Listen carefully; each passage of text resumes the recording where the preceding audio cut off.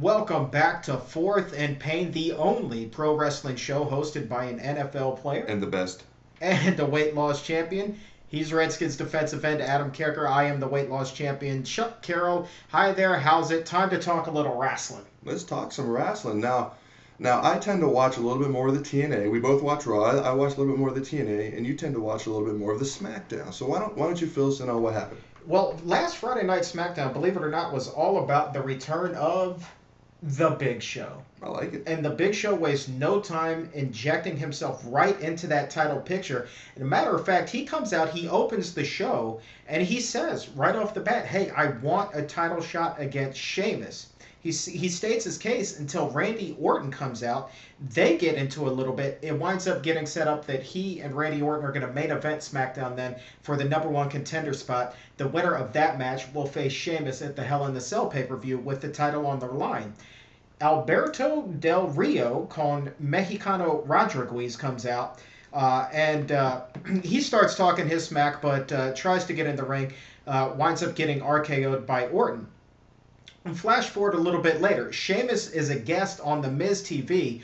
Dolph Ziggler comes out, and he pretty much guarantees that no matter what happens at the pay-per-view, no matter who the number one contender is, Dolph Ziggler guarantees that he will be the champion after the pay-per-view. Doesn't matter who's in the match. So is he saying he's cashing it in no matter who wins the match? He's declaring right now that he's cashing in Money in the Bank? Basically, that's what he's saying. I like it. That's what he's saying. And if you think about it, logistically, it makes sense to do it after a match, a Hell in the Cell match, when your competitor is going to be so worn down. That's an opportunist. You remember, I believe Edge did something similar a number of years ago. Elimination Chamber, he cashed it in on John Cena. Exactly. And then I think Batista came out. It wasn't Money in the Bank, but Vince McMahon gave him a match after Cena had won a Elimination Chamber match then too. No. I'm surprised he told them about it before then, because normally they just come out, cash it in, and surprise everybody. So I'm surprised that he would tell them. Well, he's kind of really, he hasn't forgotten about the whole Money in the Bank thing. He's trotting himself out to the ring every single week with it, or Vicky Guerrero's tending to it while he's wrestling. Like Excuse me. It's so annoying. But anyway, so successful at pissing people off. Flash forward to the main event though, and Randy Orton's coming out to face the Big Show. But what happens? Alberto Del Rio attacks him while he's on his way to the ring. Now, Big Show ends up winning the match, gets the title shot against Sheamus at the pay-per-view. So there's your main event. But now it looks like Del Rio and Randy Orton are going to feud. I like that a whole lot more than I do Del Rio versus Sheamus again for the title. I'm pretty sure that you're going to agree with me on that. You mean for the 44th time? Exactly. I'm tired of seeing the rich guy versus the poor guy, and I'm tired of... I mean, they've had at least 3 or 4 pay-per-view matches. Yeah, I'm glad we're moving on. And I love the Big Show as a bad guy. They always try to make him some big, smiley, friendly, teddy bear type guy, and I love they're never going to have him win the title. Nobody thinks big guys are good champions, except for me, apparently. But I just love the fact that they're letting him be this big monster. Now, here we go. Speaking of big monsters, we're talking about Kane and Daniel Bryan now, the current tag team champions. Booker T sets up an 8 tag team tournament to determine the number one contender for Kane and Daniel Bryan's tag team titles. They then will face each other at the pay-per-view with the tag titles on the line. I kind of like the idea of a big old tag team tournament. It's been a while since WWE has put the focus on the tag titles, and obviously you give it to 2 high-profile guys like Kane and Daniel Bryan, you're putting the tag title belts back in the spotlight. Absolutely, I love it. It kind of reminds me of like maybe a King of the Ring type deal, like you see the little brackets and whatnot, like during NCAA tournament time. So I like that. I like it a lot. I like that, and I like the fact that Eve is starting to make her presence known as, I don't even know what her official role is. She's somewhere in there mixed up in management with Booker T and Teddy Long and She's basically just kind of turned into like a troublemaker, hussy type deal. Oh, exactly. She's trying to turn Booker T and Teddy Long against each other. Matter of fact, she actually wound up suspending Beth Phoenix indefinitely until Booker T overturned that. It was like, no, you don't have the authority to do that. I was going to say, can she do that? No. What power does she have? Evidently none. She said she was just doing what she thought Booker T would have done. So it's a little bit hinky there. We'll see what happens down the line. 2 other things of note. Santino Marella lost a U.S. title rematch against Antonio Cesaro. Cesaro won the title Previously, now Morella is kind of in a tailspin. We'll see if he can pull out. And Wade Barrett continues to be on a tear since his return. He defeats Zack Ryder in the match. Now, do you remember much about Wade Barrett? The first I saw him was during WWE NXT. He's the British guy. He comes back, and he's been out since I believe he broke his arm on Raw like 6 months ago. Yeah, I remember the NXT. I remember he won it. It came down to him and who's the lawyer guy from Harvard? Oh, David Otunga. David Otunga, who loses every match that he's in. It came down to those two, and then Wade Barrett won. And then that's when, like, NXT, all those guys banded together, and they made the Nexus, and they, like, tore the ring apart, and they attacked John Cena, and they did that for months. And then they kind of all disbanded, and they'd come back separately. You know, Heath Slater's a one-man band. Ryback is Goldberg wannabe, you know, and then Wade Barrett's coming back, and all these guys are coming back separately. And I've always kind of liked Wade Barrett because before wrestling, he was a bare-knuckle champion. And just knowing that kind of appeals to me that, you know, he was legitimately, like, you know, a brutal guy. I like that. Did you not know that? I did not know that. Yeah. I did not know. At least that's what they say about him. I assume it's true. Everything you read on the internet's got to be true, right? Absolutely. Just look at your Wikipedia page. You and your shot put prowess. I didn't even know I ever did track and field. Oh, so thanks, guys. Evidently, and that's part of why Nebraska recruited you. Absolutely. So that was SmackDown in a nutshell. Let's turn our attention here on Fourth and Pain now to Monday Night Raw coming up in just a few hours. Here's what I'm looking forward to the most, is seeing CM Punk and Paul Heyman continue to do their thing. It'll be interesting, though, tonight to see what happens with CM Punk, because I've heard a rumor that John Cena will not be on Raw because of his injury. He may have a little bit time off to continue to rehab that elbow, make sure that he is good to go in time for the pay-per-view.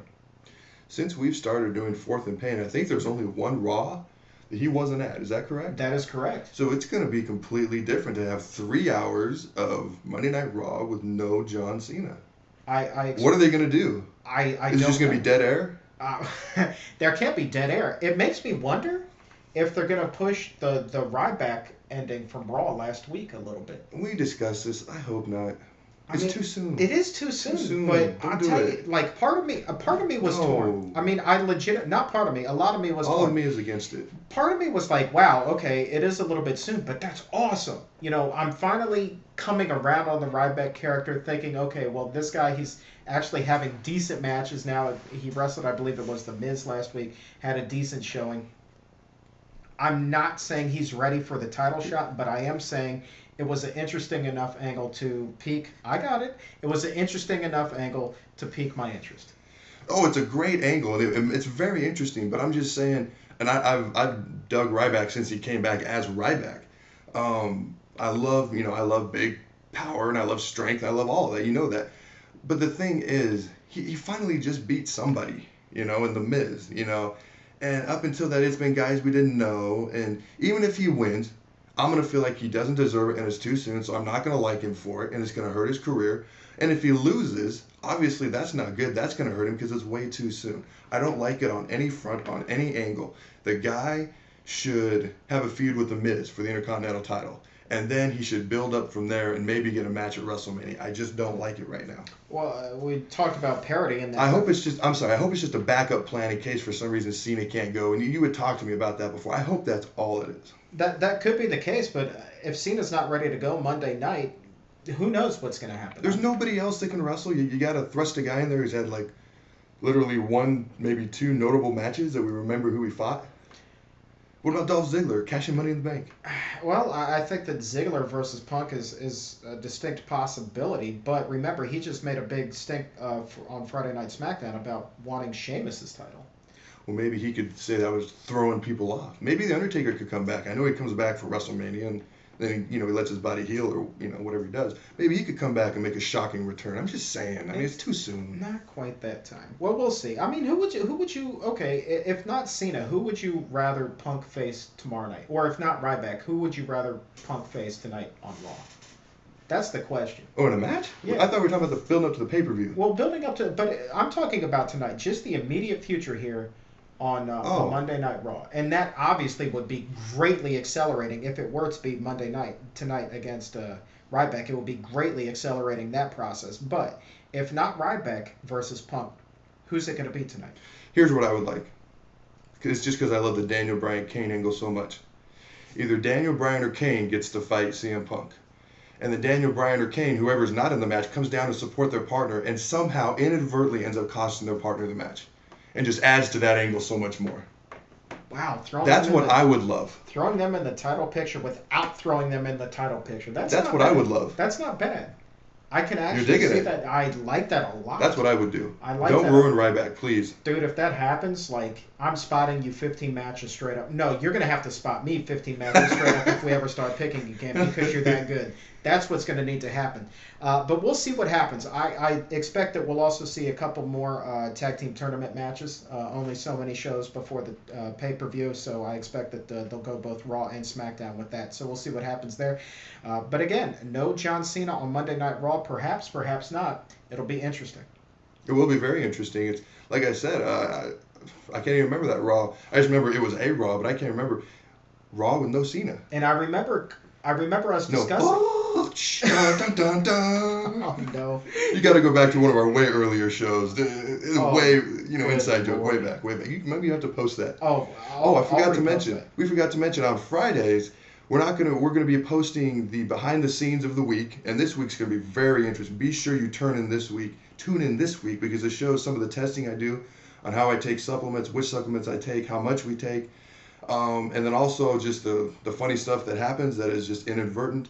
And then we're also going to be reaching back to some of our older shows and posting some of those because it's really great stuff. But at the time, like, nobody really knew about us. No, we weren't on 106.7 The Fan yet. We were just doing the internet. Maybe you'll have to post that one now. Maybe I should. Me trying to sing the John Cena theme song, which was just terrible. Well, if you just listened to me, it was terrible. Oh, it gets but better. So much fun. So much better. So much. It took like 20 takes because I couldn't stop laughing. Oh gosh, we had a blast. My ribs still hurt from that. But anyway, yeah, look forward for that on Friday. For right now, we're out of time. But you know what? We're going to be back tomorrow. That's Absolutely. the cool thing about this. Same time, same place, same beautiful face. Same bad time, same bad channel. We'll keep it a little bit more manly. We'll go the Batman route. But anyway, noon every single day, Monday through Friday. Fourth and Pain, fourthandpain.com. Bookmark it. Spend your lunch with Fourth and Pain. Save your lunch money. Spend it with Fourth and Pain. So for just 12 minutes, just 24 minutes. That's all. That's no all big deal. That's all we No ask. big deal. And tell your friends. So on that note, thank you so very much for believing in our weirdness. I'm Chuck Carroll. I'm Adam Carriker. I've still got the largest arms on the D-line. See you tomorrow. Peace out, home skillet.